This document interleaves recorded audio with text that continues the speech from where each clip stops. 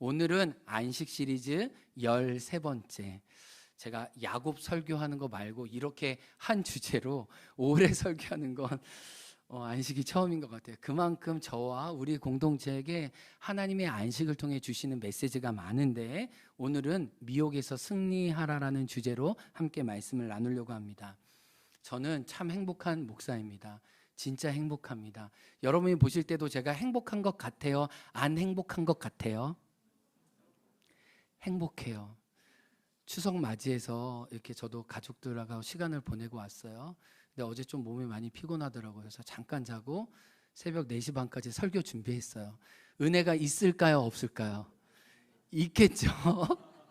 있어요. 아니, 저는 말씀 준비하면서 너무너무 감사해요.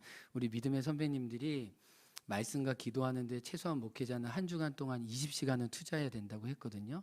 그 밀도와 집중력이 교회를 살릴 수 있다고 얘기했어요. 제가 그 말씀을 들은 후에 어떻게 해서든지 20시간을 채우려고 해요. 그래서 말씀과 기도와 또 책을 읽으면서 함께 말씀을 나누려고 애를 써요. 근데 그게 저도 살리고 여러분은 산다는 거 알아요. 이렇게 말씀을 대하는 게 또 누가 대신해 줄 수 있는 게 아니잖아요. 그러면서 정말 이 자리가 무겁지만 행복하고 감사해요. 근데 이번 주에 제가 늘 가방에 들고 다녔던 한 편지가 있어요. 그건 초등학교 2학년 우리 강우의 편지였어요. 강우의 편지를 받으면서 제 마음이 얼마나 뿌듯하고 행복했는지 모릅니다. 들락날락센터에 한번 사진 보여주시면 강우랑 우리 두 번째 만남일 때 제가 강우가 이제 교회 나오겠다고 센터에 오면서 마음이 열렸을 때 사진을 찍어서 제가 다음 세대 사역자들과 공유한 내용이에요. 근데 우리가 목요일마다 아이들에게 간식을 만들어서 줄 때마다 어떤 미션들과 성품들을 훈련하게 하는데, 감사들을 써서 감사를 적기도 하고 자기의 꿈을 말하면서 먹을 거를 먹기도 합니다. 근데 강우가 어느 날 저한테 오더니 저 꿈이 목사예요 라고 얘기하더라고요. 그래서 당당하게 저는 목사입니다. 뭐 대부분 뭐 좀 약간 큰 거, 뭐 세상적으로 소위 잘 나가는 것들 아이들이 말하는데, 강우는 교회를 너무 사랑하고 정말 너무 교회 영향을 정말 많이 받고 있어요. 그래서 막 담대하게 저는 목사가 꿈이에요. 우리 여기 시우 할머니, 우리 강우 할머니도 여기 있는데, 강우 할머니는 우리 장로님들 보고 우리 장로님처럼 신실하게 교회를 섬기는 사람이 되면 좋겠다 이렇게 장로님을 생각했는데, 우리 강우는 할머니의 생각보다 더 높아요. 더 뛰어나. 나는 목사가 되겠습니다. 그래서 여러분, 목사가 행복하지 않고 목사가 이렇게 뭔가 이렇게 억지였다면은 강우가 그거 목사가 꿈이라고 얘기했겠어요? 강우가 얼마나 교회를 사랑하고 그 은혜가 있으니까 그 아이가 여기서 목사가 꿈이라고. 그래서 미래의 목사가 현재의 목사에게 편지를 쓴 거예요. 얼마나 소중해요, 여러분. 우리 박수 한번 하겠습니다. 네. 근데 편지의 내용은 약간 자기 반성이 있어요. 약간 미래 목사답지 않은 자기 부족함을 고백합니다. 강우를 보면서 저를 보게 돼요. 저도 정말 망난이었거든요. 정말 저 때문에 교사들이 진짜 많이 실족했거든요. 근데 강우도 그런 여지가 조금 있어요. 없지는 않지만 우리가 믿음으로 하나님이 강우를 키우실 거 기대하게 돼요. 강우가 말 안 들어서 죄송해요. 그런데 예배도 잘 드리고 친구랑 사이좋게 지내겠다는, 그러니까 말도 안 듣고 친구들과 싸우는 일이 많았다는 걸 자기 반성으로 하는 거예요. 근데 저는 이 내용보다 이 편지를 쓰는 어떤 정성, 줄을 이렇게 하나씩 긋고 이렇게 글자를 하나씩 틀린 글자를 고쳐가면서 하는 것들, 그리고 이 편지에 보면은 하트가 5개나 돼요. 네. 그리고 맨 아래 보면 십자가 하트가 있잖아요. 나름대로 자기의 의미를 가지고 목사님을 사랑한다고, 하나님을 사랑하는 마음을 십자가 하트로 저에게 그렸어요. 이 마음과 이 편지가 강우의 마음을 하나님이 이렇게 보여주시는 것 아닌가라는 생각이 들면서 제가 진짜 뿌듯했어요. 진짜 너무 고마웠어요. 누군가 이 행원교회에서 은혜를 받으면서 자기도 목사가 되겠다고, 어떻게 보면 그 하나님의 은혜를 사모하면서 있겠다는 그 강우의 고백을 통해 저도 이렇게 뿌듯한데, 하나님도 얼마나 기분이 좋으실까, 하나님도 만족해 하실까라고 생각하면서 오늘 주제를 생각하게 됐어요. 그 주제는 뭐냐면, 하나님도 우리에게 주시고자 하는 게 있는데 그 주시고자 하는 걸 우리도 받고 사모하고 원하면 하나님도 기뻐하시고, 우리가 그걸 사모하고 원하지 않으면 하나님도 실망해 하시고 섭섭해 하실 거라는 생각이 들었어요. 그래서 강우의 편지가 저를 기쁘게 했던 것처럼 하나님이 여러분에게 주시고자 하는 그 약속을 여러분도 기대하고 소망하면서 이 말씀을 들었으면 좋겠어요. 아멘. 이제 본론으로 들어가면, 하나님이 이렇게 저와 여러분에게 주시고자 하는 게 있어요. 선물로 가져라고 하는 게 있어요. 그게 뭘까요? 설교의 주제니까 뭐예요? 안식이에요.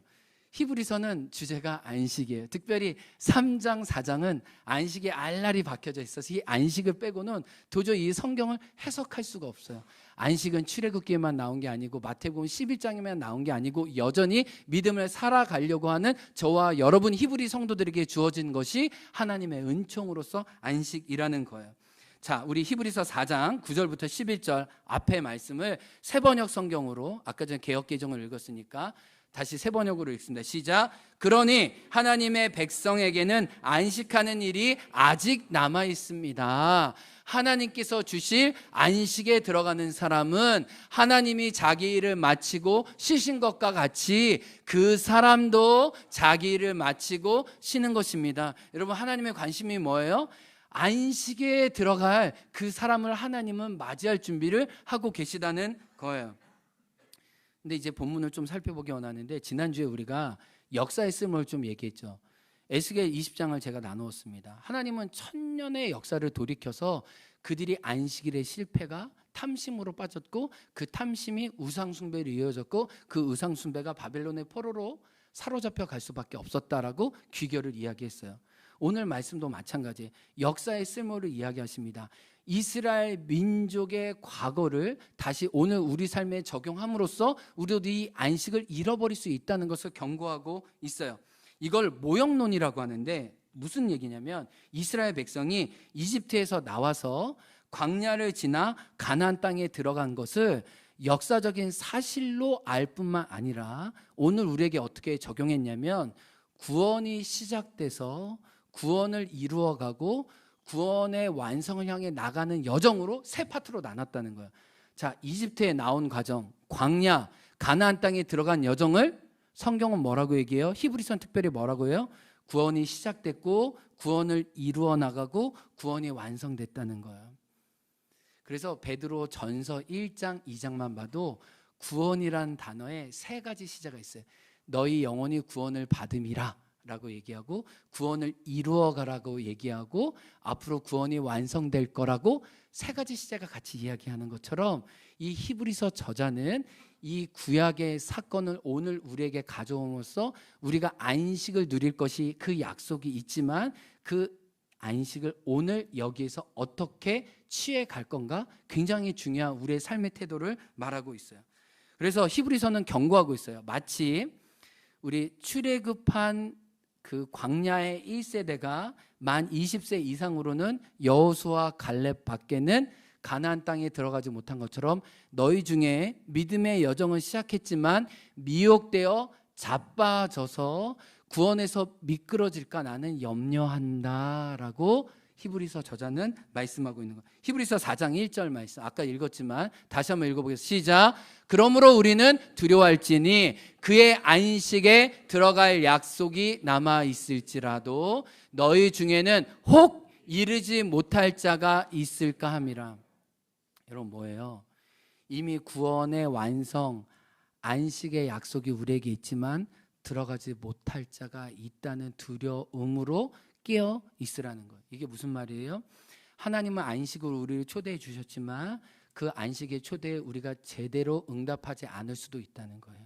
누군가 나에게 결혼식을 초대했지만 그 결혼식에 가고 안 가고는 나의 선택인 것처럼, 하나님은 당신의 영원한 구원으로 그의 안식으로 저와 여러분을 초대하지만 그 안식을 응답하지 않는 거절, 다른 말로 하면 미혹에 빠져 구원에서 자빠질 수 있다는 경고를 우리에게 할 수 있어요. 그래서 3장과 4장에는 안식에 이르지 못하는 결정적인 패인이 미혹이랍니다. 미혹.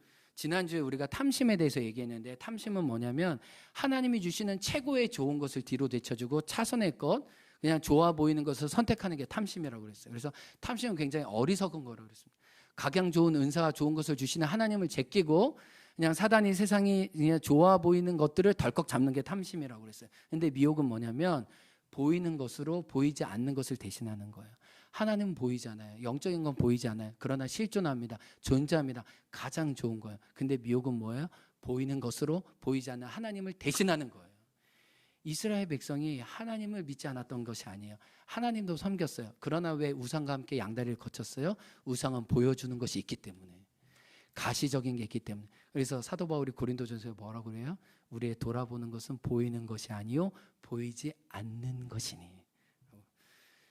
여러분, 미혹은 뭐예요? 그렇게 내 눈에 보이는데 육신의 정욕을 따라 그걸 확 잡는 거예요. 그러니 미끄러질 수밖에 없는 거죠. 히브리서 3장 10절은 그래서 이렇게 얘기합니다. 우리 히브리서 3장 10절 한번 읽어보겠습니다. 시작.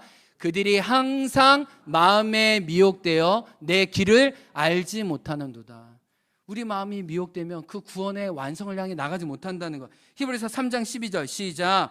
형제들아 너희는 삼가 혹 너희 중에 누가 믿지 아니하는 악한 마음을 품고 살아계신 하나님에게서 떨어질까 조심할 것이요. 여러분, 살아계신 하나님에게서 떨어지는 일이 있다는 겁니다. 우리가 처음 자리와 부르심의 자리 미혹을 뿌리치지 아니하면 우리도 어느 순간 속아 넘어져 갈 수 있다는 걸 히브리서는 경고하고 있어요. 스스로 섰다 한즉 넘어질까 조심하라는 경고가 오늘 본문에도 똑같이 있는 거예요. 3장 13절 읽어보겠습니다. 우리에게 명령합니다. 시작. 죄의 유혹으로 완고하게 되지 않도록 하라. 여러분, 안 좋은 것도 자꾸 내 몸에 들어오면 그게 습관이 되고 내 체질이 되고 내 문화가 되고 내 삶이 되잖아요. 죄의 유혹도 마찬가지예요. 한 번 순종하고 두 번 순종하고 계속해서 내 자리를 내어드리면 내가 그 죄의 종이 된다고 성경은 이야기하고 있는 거예요. 그러니까 우리는 미혹, 이 유혹을 어떻게 거절하고 하나님이 주신 영원한 안식에 이를 건가 오늘 말씀을 살펴보고자 해요. 따라해 보겠습니다. 미혹에 빠지지 않고 안식, 구원의 여정에 이르기 위해서는 자 따라합니다. 신발끈을 잘 묶어야 합니다. 자, 우리 옆에 있는 분들에게 신발끈을 잘 묶읍시다. 자, 다른 말로 우리말로 성경의 말로 예수님께 고정됩시다. 자, 예수님께 고정돼야 자빠지지 않습니다. 시작. 자, 예수님께 마음을 둬야 실족하지 않습니다. 시작. 히브리서 3장 14절 말씀, 예수님께 고정되어야 한다고 얘기합니다. 시작. 우리가 시작할 때 확신한 것을 끝까지 견고히 잡고 있으면 그리스도와 함께 참여한 자가 되리라. 하나님은 마지막 그 결승선에서 우리와 함께 당신의 영광을 나누기 원하세요. 하나님이 기대해요.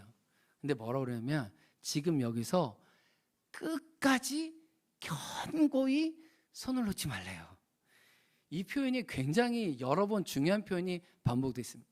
너가 확신한 것 끝까지 견고히 붙잡아. 근데 이게요 늘 현재 진행형 명령형이에요. 이게 성경에 보면 그러니까 한 번 잡았다 놓는 게 아니에요. 한 번 잡은 걸 끝까지 붙들어야 된다. 그래야 미혹에서 자빠지지 않고 사단이 주는 우리에게 유혹거리에 우리가 우리 마음을 주지 않고 믿음의 경주를 완주할 수 있다는 거예요. 또 히브리서 4장 14절 말씀도 똑같은 말씀을 합니다. 읽어보겠습니다. 시작. 그러므로 우리에게 큰 대제사장이 계시니 승천하시니 곧 하나님의 아들 예수시라. 우리가 믿는 도리를 굳게 잡을지어다. 따라합니다. 도리를 굳게 잡읍시다. 자, 우리의 믿는 도리가 누굽니까? 오늘도 예수 그리스도라.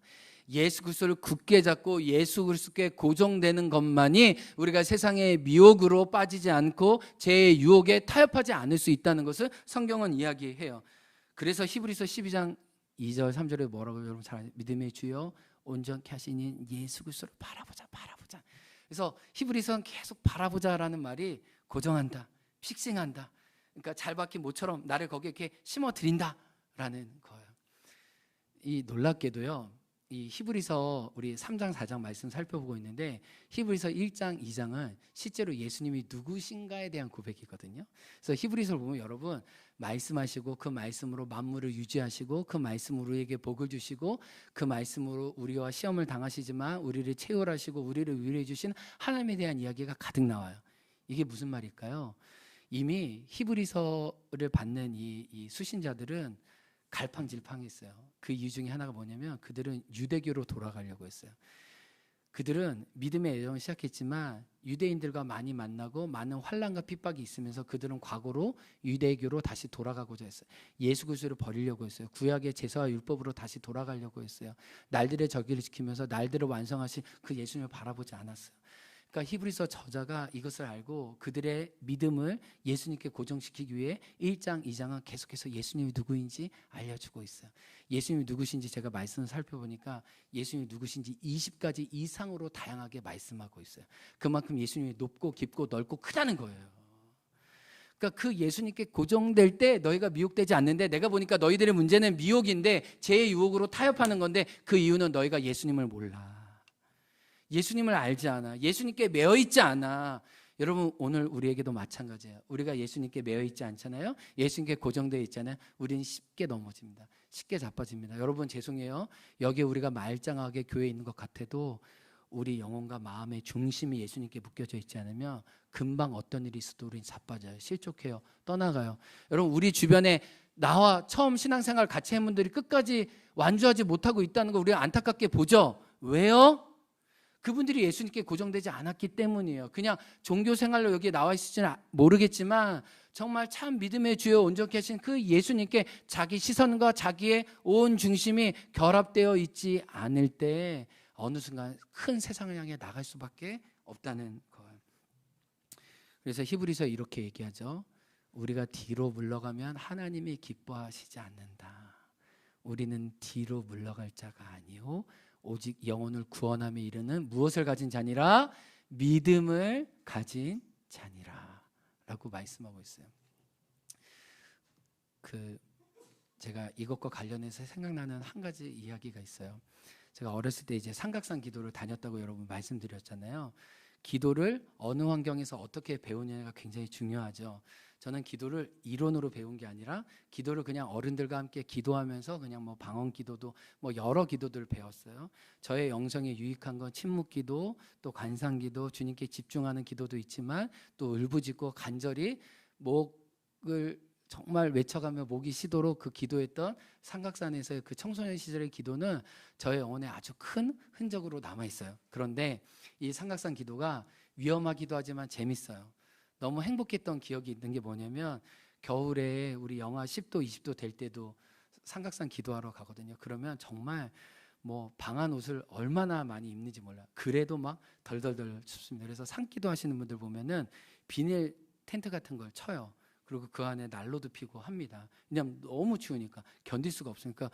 산 위에 올라가면 바람이 막 미친 듯이 불잖아요. 그럼 막 얼마나 뼈가 애리는지 몰라요. 그래서 이렇게 기도하시는 분들은 스티로폼 방석을 가지고 갑니다. 왜냐하면 바위 위에서 기도할 때 찬기가 올라오기 때문에 비닐 뒤집어 쓰고 거기서 쥐어 기도해요.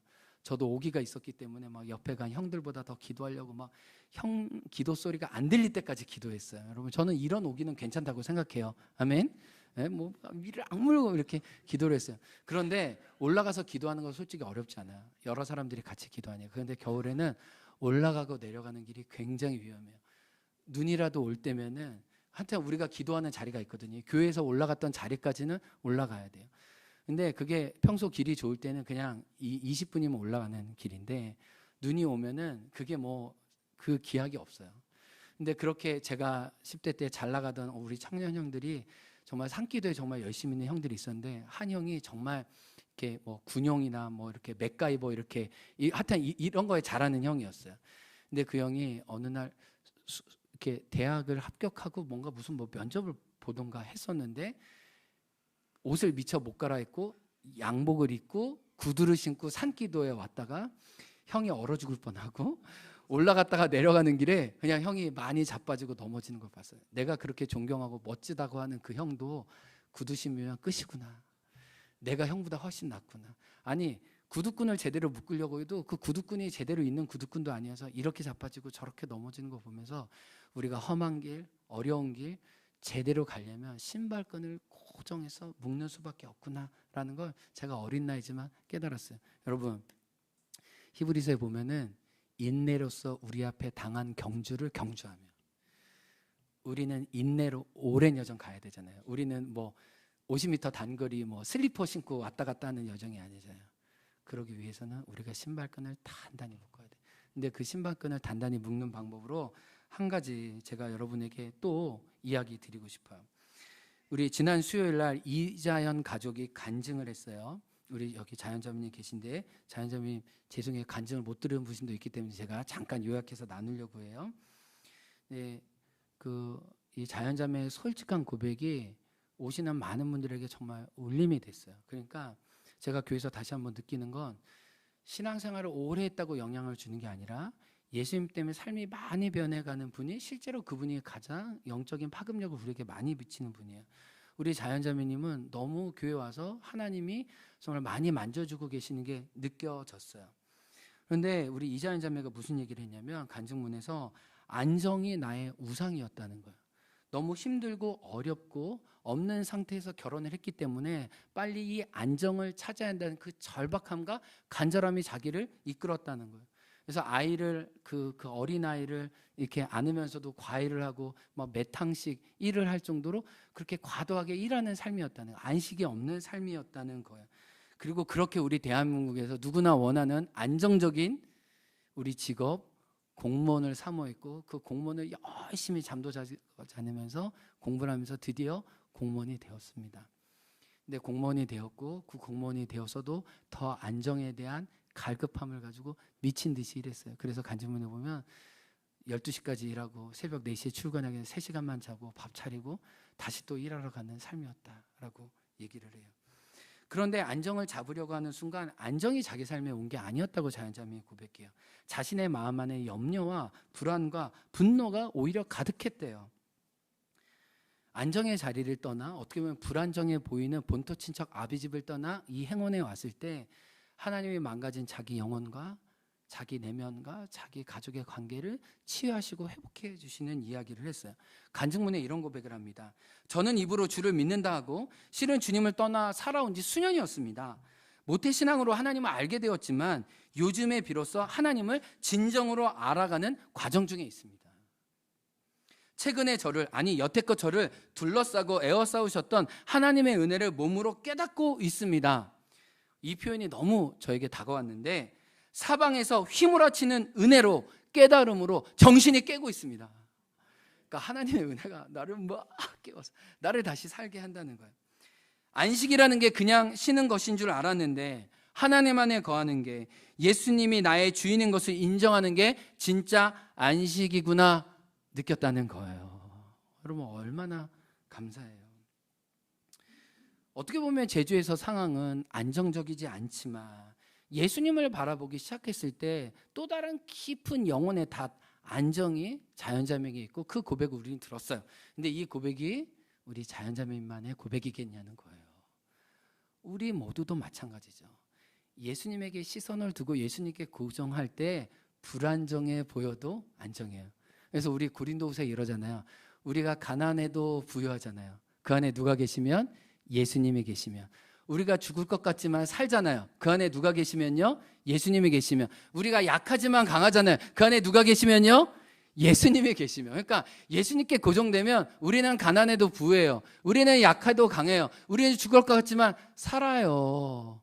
우리는 무명한 자 같으나 예수 그리스도 안에서 유명한 자예요. 아멘. 이런 은혜가 예수님께 고정될 때 있는 거예요. 그래서 저와 여러분이 좀 적용하고 싶은 게 뭐냐면, 여러분이 염려하고 근심하고 두려워하는 일에 예수님을 기도로 심으세요. 우리 지금 어떤 가족들은 지금 100일간 어떤 미래의 진로와 또 부르심을 위해서 기도하고 있다는 걸 알아요. 여러분 기도할 때 염려하지 마세요. 두려워하지 마세요. 여러분의 미래의 걸음을 앞서서 아시는, 영원부터 계시는, 과거와 현재와 미래를 아시는 하나님은 너의 갈 길을 주목하여 훈계하리로다 시편 32편 8절에 말씀하셨어요. 그럼 어떻게 기도해? 하나님 저의 갈 길 이미 아십니다. 주님을 그 자리에 초대합니다. 여러분이 염려하는 진로, 재정의 문제, 관계의 문제, 상처의 문제, 그게 어떤 문제예요? 그 문제에 예수님을 초대하세요. 기도하세요. 예수님 제가 기도로 이 염려를 주님께 맡겨드립니다. 하나님 저의 머리털까지도 세시고 세대를 입히시고 먹이시는 그 하나님이 저의 아버지 되심을 믿습니다라고 기도로 미리 심으세요. 아멘. 기도로 예수님께 고정되세요. 그러면 빌립보서 4장 그리스도의 평강이 여러분의 생각과 여러분의 지각을 주관하실 줄 믿습니다. 그래서 제가 이 말씀을 전하면서 이 찬양이 생각났어요. 내게 허락하신 시련을 통해 나의 믿음이 더욱 강하게 자라가고 험한 산과 골짜기 지나는 동안 주께 더 가까이 나를 이끄시네. 내가 겪는 시험이 어렵고 힘겨워도 내 주님보다 크지 않네. 주와 함께 싸워 승리하리라. 날마다 믿음으로 승리하리라. 아멘. 그래서 여러분 사복음서에 보면 모든 문제를 통해 예수님을 만났잖아요. 모든 어려움과 역경을 통해 예수님의 크심을 발견했잖아요. 그래서 우리는 기도 가운데 하나님의 크심을, 하나님이 내 곁에 계심을 정말 경험하게 오네요. 아멘. 그래서 이 은혜를 나눠줄 수 있는 저와 여러분들에게 주의 이름으로 축복합니다. 우리 옆에 있는 분들 예수님께 고정됩시다. 문제를 기도로 하나님께 아뢰십시오. 아멘. 두 번째, 미혹에 빠지지 않고 안식의 여정을 완주하기 위해서는 안테나를 켜야. 따라해 보겠습니다. 안테나를 켜둡시다. 자, 안테나를 켜준다는 얘기는 주의 메시지에 귀를 기울이고 주의 뜻을 분별한다는 거예요. 따라합니다. 하나님의 메시지를 받고 분별합니다. 자, 이거에 대한 4장 11절 말씀 한번 읽어보겠습니다. 시작. 그러므로 우리는 저 안식에 들어가기를 힘쓸지니 이는 누구든지 저 순종하지 아니하는 본에 빠지지 않게 하려 함이라. 여러분 뭐예요? 우리는 지금도 안식을 누리고 있어요. 예수님 안에서 내가 너를 쉬게 하리라. 그러나 오늘 이 말씀의 중간에 보면 하나님이 자기 일을 시청과 같이 영원한 안식에 이미 들어간 믿음의 성도들이 있어요. 우리도 그들과 함께 히브리서 11장 믿음의 선조들이 하나님 나라에서 영원한 안식을 누리고 있는 것처럼 우리도 그 안식에 대한 소망으로 지금 믿음의 경주를 가요. 그래서 저 안식에 들어가기를 힘쓰래요. 근데 안식에 들어가기를 힘쓰는 사람들의 특징이 하나 있는데 4장 11절 힘쓸진이라는 말씀 바로 아래에 그 유명한 이 말씀이 있습니다. 히브리서 4장 12절 말씀이에요. 시작. 하나님의 말씀은 살아있고 활력이 있어 좌우의 날선 어떤 검보다도 예리하여 혼과 영감이 갈절과 골수를 찔러 쪼개기까지 하며 또 마음의 생각과 뜻을 판단하시나니. 여러분 이 말씀은 그냥 허공 속에 존재하는 게 아니라 하나님의 말씀이 어디 가운데 있어요? 안식 안에 있다는 거예요. 영원한 안식을 하나님이 저와 여러분에게 주기 원하세요. 미혹에 빠지지 않고 하나님의 좋은 것들을 누리고 앞으로도 누릴 소망을 가지고 살아가기 원하세요. 그런데 그 안식에 들어가기 힘쓰는 사람들은 무엇을 가져요? 하나님의 말씀이 얼마나 살아있고 능력이 있는지, 하나님의 말씀이 나의 생각을 깨트리고 나를 분별하게 해서 늘 좌로나 우로나 치우치지 않고 주의 정로로 걸어갈 수 있도록 우리를 앞으로 밀어내는 것이, 우리를 바른 길로 인도하는 것이 하나님의 말씀이라고 얘기해요. 그래서 이 문맥 안에서 이렇게 읽을 수 있습니다. 말씀이 살아있는 자가 안식을 살아있게 누리는 자예요. 아멘. 말씀이 나를 밝히고 말씀이 나를 판단하고 말씀에 나를 내어드리는 자가 실제로 영혼의 안식을 누리는 자예요. 아멘. 나를 미혹하는 것들이 말씀으로 쪼개지고 말씀의 칼로 베어지는 것이 안식이에요. 아멘. 그래서 여러분 가만히 보세요. 누가 단단해요? 누가 힘 있는 삶을 살아요? 누가 절제 있게 살아요? 누가 강단 있게 살아요? 하나님의 말씀에 자기를 의탁한 사람이에요. 그런데 여러분 보세요. 말씀이 묻어지면 우리는 안식도 묻어져요. 말씀이 흐려지면 우리 믿음도 흐리멍텅해져요. 말씀이 시들면 내 영혼의 생기도 사그라드는 거예요. 그래서 우리는 늘 미혹되지 않는 자리에 말씀 앞에 서는 게 중요해요. 제가 이제 중문에서 2년 살았는데 중문에서 가끔 이제 제주시로 일을 볼 때 이렇게 평화로를 타고 이렇게 제주시에 이렇게 노영동이나 이런 데 갔다 오면은 늘 이상한 현상을 제가 봤어요. 이걸 언젠가 내가 꼭 설교 중에 쓰리라 했는데 오늘 드디어 쓰게 돼요. 이게 뭐냐면 평화로 끝자락에 보면 시속 뭐 90km인가 이렇게 속도 단속하는 지점이 있고 그 지점 끝에서 이 2시 방향으로 삼방산을 보고 이제 중문으로 이제 코너로 들어가려고 하면 그때 늘 제가 대부분 이제 극동방송을 듣고 있었는데 그 극동방송 채널을 제가 고정했음에도 불구하고 그 지점에만 들어가면 중국 방송이 막 들리는 거예요. 막. 저에게는 놀라운 경험이었어요. 이게 내가 라디오를 잘못 켰나? 내가 주파수를 옮긴 것도 아닌데 주파수가 제대로 되는데 왜 그 자리에만 가면 중국에서 쏜 방송의 주파수가 들리는지 굉장히 깜짝 놀랐어요. 저는 하나도 움직인 게 없는데 이 제주시에서 그 중문으로 넘어가는 그 자락만 되면 반드시 그 지점에는 중국 사람들이 샬라 하는데 그 어떤 신호의 간섭이 있고 충돌이 있다는 걸 제가 기억했어요. 제가 늘 그 자리에 가면서 무슨 생각이냐면 신앙에도 똑같은 일이 우리 안에 발생하겠구나. 내가 믿음의 여정을 가다 보면 반드시 사망의 음침한 골짜기를 통과해야 되는데, 그때 우리 마음을 흔들어뜨리는 다른 세상적인 메시지가 우리에게 샬라샬라 하는 때가 있겠구나. 우리가 원래 들은 말씀 앞에 바로 서지 않으면 우리가 다른 신호를 따라가다 보면 실족하고 자빠지는 지점이 있다는 것을 이야기하는 거예요. 그러니까 여러분, 오늘 우리가 이 말씀을 통해 내가 이렇게 자꾸 하나님께 귀를 쫑긋하지 않고 다른 데 쫑긋하게 만드는 사람과 환경과 자리가 있다는 거예요. 여러분, 그때는 정신을 바짝 차려야 돼요. 나도 어느 순간 그들에게 동화되다 보면 그들과 같은 자리에 앉게 된다는 거예요. 그래서 히브리서 2장 1절은 이걸 이렇게 경고합니다. 참, 제가 이 히브리서를 읽으면서 이런 표현이 저에게 다가왔는데, 히브리서 2장 1절, 네, 화면 준비됐나요? 네, 준비 없네요. 제가 이 표현 읽어볼게요. 성경책 있는 분들. 그러므로 우리는 들은 것에 더욱 유념함으로 우리가 흘려 떠내려가지 않도록 함이 마땅합니다. 2장 1절, 흘러 떠내려가지 않도록. 주의 말씀 앞에 우리가 귀 기울이지 않으면 우리는 어느 순간 흘러 떠내려갈 수 있다는 것을 히브리 저자는 경고하고 있어요. 이렇게 각 시대마다 우리에게 우상이 되고 우리의 미혹되는 것들 우리는 밝혀서 말씀으로 끊어내는 게 필요해요. 제가 말씀으로 분별하고 하나님의 말씀으로 정말 믿음의 여정을 완수했던 한 사람을 소개하고 싶어요. 이 사람과 우리는 무관하지 않습니다. 이분의 이름은 빌리 썬데이예요. 제가 이분의 인생을 듣고 참 하나님께 감사했어요. 빌리 썬데이는 이미 하나님 나라에서 안식하고 있지만 이분은 그 살아있는 믿음으로 저와 여러분에게 일하고 있어요. 이 빌리 썬데이가 그 처음 대중 전도자인데요. 이 빌리 썬데이가 복음을 전하고 회심하도록 도운 사람이 빌리 그레이엄 목사님이에요. 빌리 그레이엄이 저희 아버님과 이 한국 조국 땅에 많은 영향을 미치셨잖아요. 이 빌리 그레이엄이 빚지고 있는 영적 아버지가 빌리 썬데이예요. 이 빌리 썬데이는 인간적으로 참 우울한 사람이었어요. 불우한 환경에서 태어났어요. 그는 5주 만에 아버지가 질병으로 죽었어요. 10살 때 형과 함께 고아원으로 보내졌어요. 그의 양육자가 없었어요. 근데 고아원에서 자신이 운동을 잘한다는 사실만 발견합니다.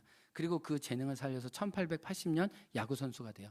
메이저 리그에서 도루를 제일 많이 한 사람으로 아직도 역사적으로 기록이 나와 있어요. 1883년 메이저 리그 누구나 되고 싶어하는 야구 선수가 드디어 됩니다. 그러나 그는 훌륭한 야구 선수였지만 술에 빠져 방탕한 생활을 하고 말아요. 1910년과 1920년대 이 세계 1차 세계대전이 있었고 미국의 경제 대공황이 있어서 사람들이 우울에 빠졌어요. 낙심했어요. 소망이 없었어요. 어찌 살아가야 될지 몰랐어요.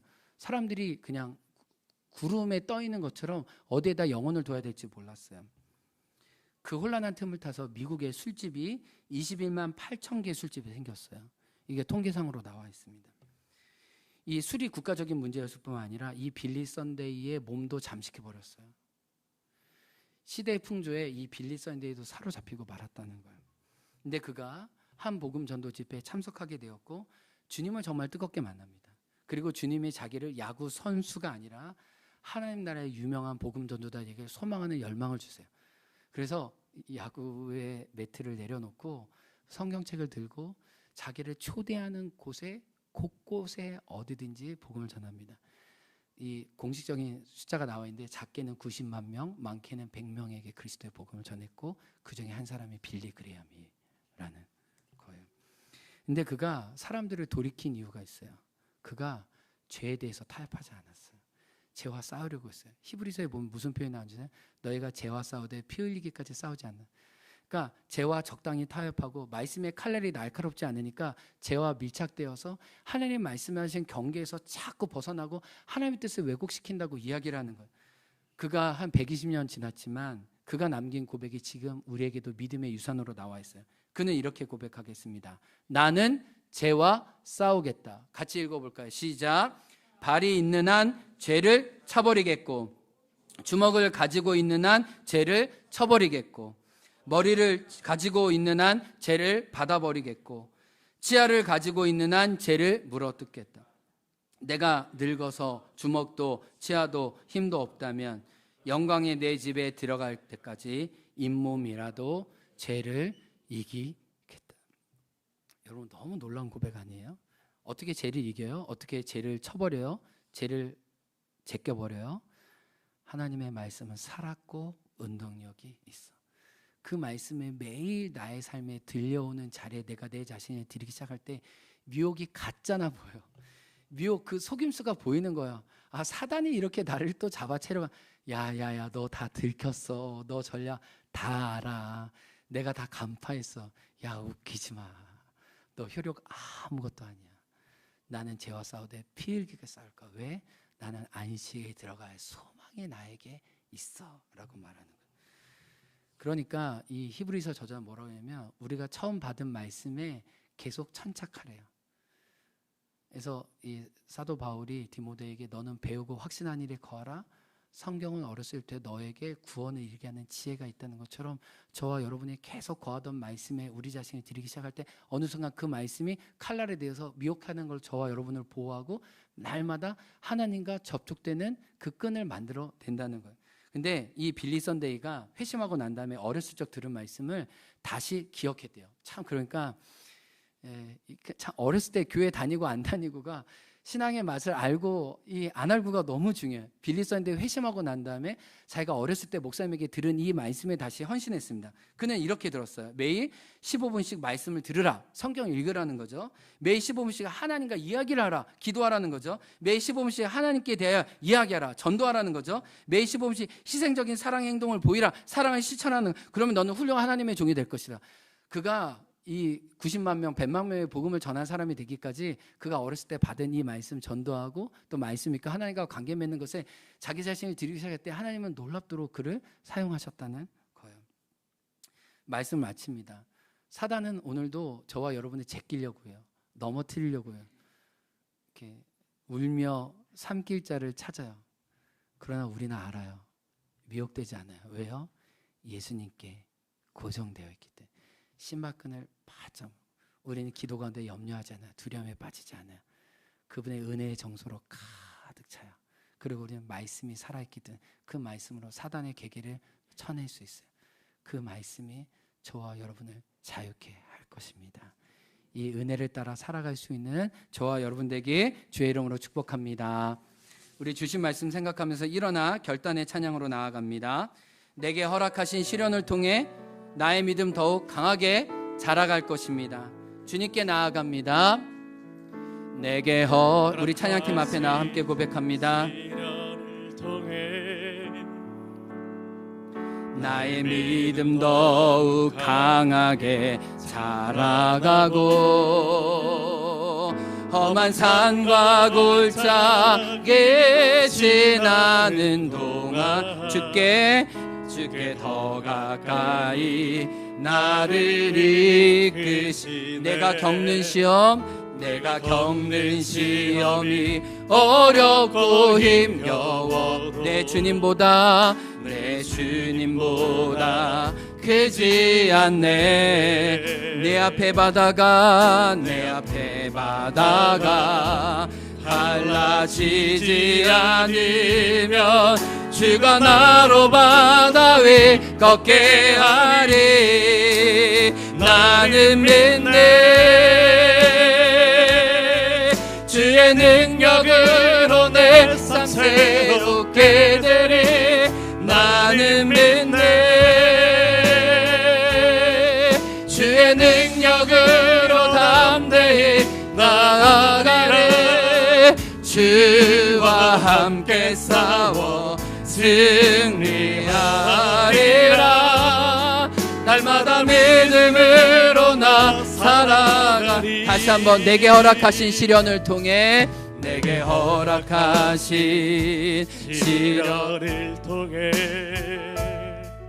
나의 믿음 더욱 강하게 자라나고 험한 산과 골짜기 지나는 동안 주께 더 가까이 나를 이끄시. 내가 겪는 시험이 어렵고 힘겨워도 내 주님보다 크지 않습니다. 아멘. 크지 않네. 내 앞에 바다가 갈라지지 않으며 나로 바다 위 걷게 하리. 나로 바다 위 걷게 하리. 나는 믿네.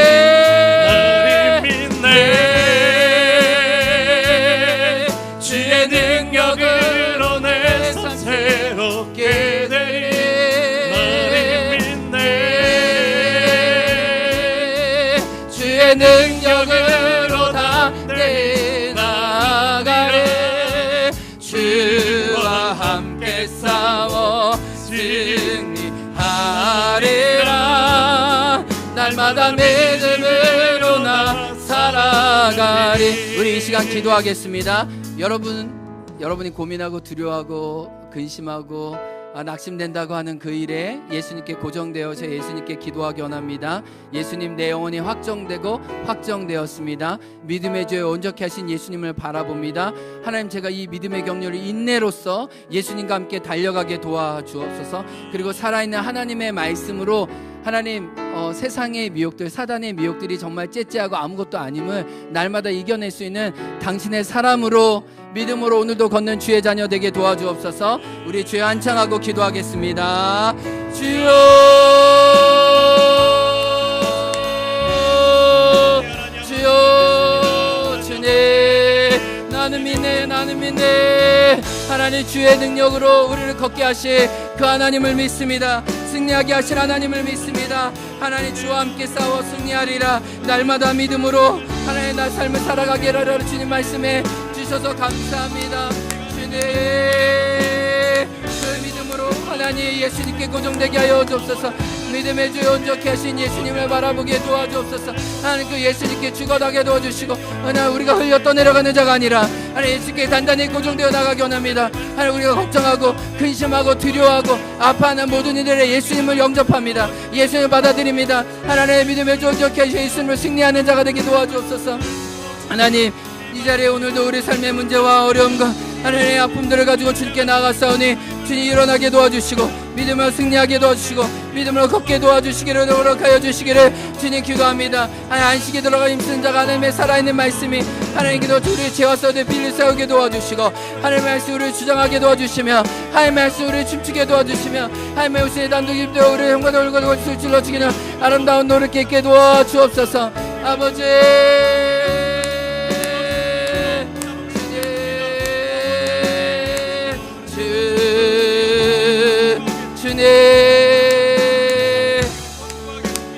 주님, 나는 믿네, 나는 믿네. 주의 능력으로 내 삶 새롭게 되래. 나는 주의 능력으로 담대히 나가리. 주의 능력으로 담대히 나가. 주와 함께 싸워, 주와 함께 싸워 승리하. 날마다 믿음으로, 날마다 믿음으로 나는 믿네. 두 손 들고 고백합니다. 나는 믿네. 주의 능력으로 내 삶 새롭게. 나는 믿네. 주의 능력으로 담대히 나아갑니다. 담대히 나아가래. 주와 함께 싸워 승리하리라. 날마다 믿음으로 나 살아가리. 하나님, 예수님께 고정되지 못하는 우리의 마음을 솔직하게 올려드리고 우리의 모든 근심과 두려움과 염려 가운데 예수님을 초대합니다. 내 마음이 확정되고 확정되었습니다.